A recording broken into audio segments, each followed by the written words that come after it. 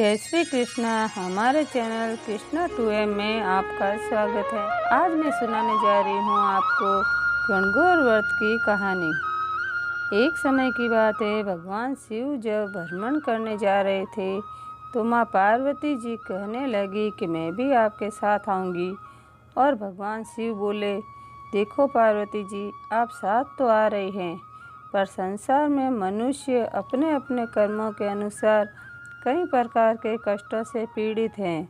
आप उनके कष्टों को देखकर और प्रभावित होकर कोई हट नहीं करेंगी। तब पार्वती जी मान गई और भगवान शिव और माँ पार्वती घूमने निकले। तभी भगवान शिव ने पूछा कि आप 12 महीने के रास्ते से चलेगी या 6 महीने के? तो माँ पार्वती जी बोली कि मैं 12 महीने के रास्ते से चलूँगी। और भगवान शिव और माँ पार्वती जी धरती पर आए तो उन्होंने देखा कि एक घोड़ी कष्ट में है। तो माँ पार्वती जी ने पूछा कि भगवान, ये घोड़ी क्यों कष्ट में है? तभी भगवान शिव ने कहा कि यह घोड़ी माँ बनने वाली है, इसीलिए कष्ट में है। तब पार्वती जी कहने लगी कि माँ बनने में इतना कष्ट होता है, तो आप मेरे तो गांठ ही लगा दीजिए। और भगवान शिव माँ पार्वती जी की बात टालते हुए आगे चलने लगे। तभी थोड़ी दूर एक ग्वालों का गांव आया और ग्वालों के गांव में एक गाय कष्ट आ रही थी। तो माँ पार्वती जी ने फिर से पूछा कि यह गाय क्यों कष्ट में है? तभी भगवान शिव ने कहा कि ये भी माँ बनने वाली हैं। तब पार्वती जी कहने लगी कि माँ बनने में इतना कष्ट होता है, तो आप तो मेरे गांठ लगा ही दीजिए। तभी भगवान शिव ने समझाया कि देखो पार्वती जी, एक बार अगर गांठ लग जाए तो फिर खुलती नहीं है। वह आगे चलने लगे। तभी थोड़ी दूर एक राजा का महल आया और वहाँ दूर दूर तक सन्नाटा छाया हुआ था। सभी नगर के लोग चुपचाप और शांत बैठे थे। तभी पार्वती जी ने जाकर लोगों से पूछा कि यहाँ आज इतनी उदासी क्यों छाई है, क्या बात है? तभी गांव के लोग कहने लगे कि आज नगर की रानी माँ बनने वाली है और कष्ट में है, इसीलिए यहाँ शांति है। तब पार्वती जी हट करने लगी और कहने लगी कि आज तो आप मेरे गांठ लगा ही दीजिए, मैं इतना कष्ट नहीं सह सकती। और भगवान शिव ने माँ पार्वती की गांठ लगा दी। अब पार्वती जी और शिव जी आगे चलने लगे। तब चैत्र मास की तीज आई और गांव-गांव में गणगौर की पूजा हो रही थी। तभी कुछ स्त्रियां नए वस्त्र पहने, 16 श्रृंगार किए, हाथों में पूजा की थाली लिए गणगौर माता की पूजा करने जा रही थी। तभी पार्वती जी उन स्त्रियों के पास गए तो सबने माँ पार्वती को पाट पर बिठाकर उनकी पूजा करने लगी। कुमकुम, रोली, चावल और फूलों से माँ पार्वती का श्रृंगार करा के उनसे प्रार्थना करने लगी। माँ पार्वती ने उनको सुहाग दिया और फिर भगवान शिव पार्वती जी को ढूंढते ढूंढते वहाँ पहुँचे। तो माँ पार्वती जी कुमकुम और रोली, चावल और फूलों से श्रृंगार किए एक पाट पर बैठी थी। भगवान शिव ने पार्वती जी से कहा कि चलो अब आगे चलना है। तभी कुछ बड़े घरों की औरतें आती दिखाई देती है, सोने चांदी के आभूषण पहने, सुंदर वस्त्र पहने और हाथों में पकवानों के थाल लिए माँ पार्वती के पास आई और उनकी पूजा करने लगी।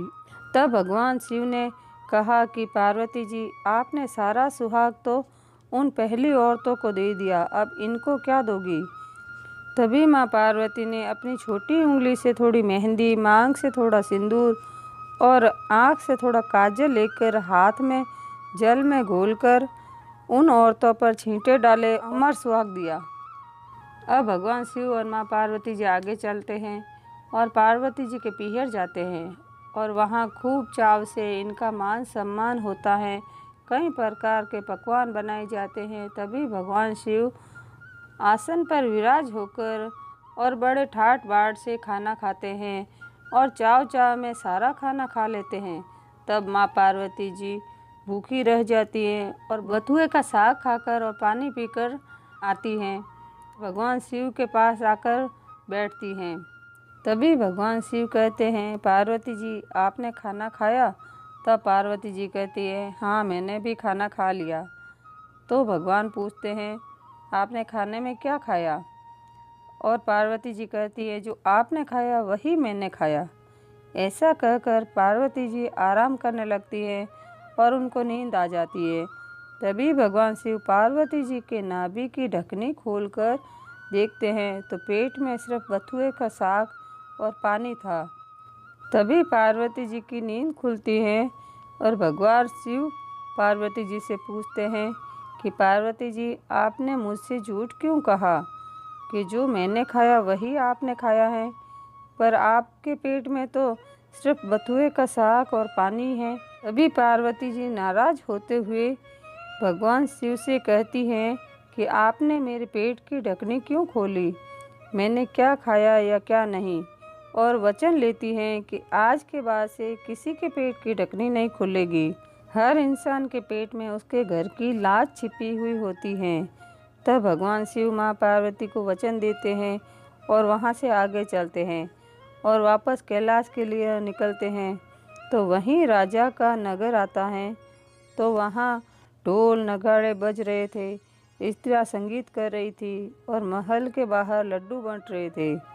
तभी पार्वती जी ने लोगों से पूछा कि यहाँ आज क्या है, सभी उत्सव मना रहे हैं। तो गांव के लोगों ने कहा कि नगर की रानी को बेटा हुआ है और उसी का उत्सव मना रहे हैं। तब पार्वती जी ने भगवान शिव से कहा कि आप मेरी गांठ वापस खोल दो। तब भगवान शिव कहने लगे कि मैंने तो आपको पहले ही मना किया था, पर आप नहीं मानी और अब हट कर रही हैं। ऐसा कहकर भगवान आगे चलने लगे। उसी ग्वालों का गांव आया तो देखा कि गाय बड़े प्यार से अपने बछड़े को चाट रही हैं और पार्वती जी फिर कहने लगती हैं कि आप तो मेरी गांठ खोल ही दो। तब भगवान शिव ने कहा, ऐसे गांठ नहीं खुलती, और आगे चलने लगते हैं। वहाँ थोड़ी दूर वह घोड़ी अपने बच्चे के साथ खेल रही थी और बहुत खुश थी। तब माँ पार्वती जी जिद पर अड़ गई कि आप तो मेरी गांठ खोलो तो ही मैं कैलाश चलूँगी। और भगवान शिव ने माँ पार्वती की गांठ खोल दी और भगवान शिव और माँ पार्वती जी कैलाश चले गए। हे माँ पार्वती, आप घनघोर व्रत करने वाली सभी स्त्रियों को अमर सुहाग दें।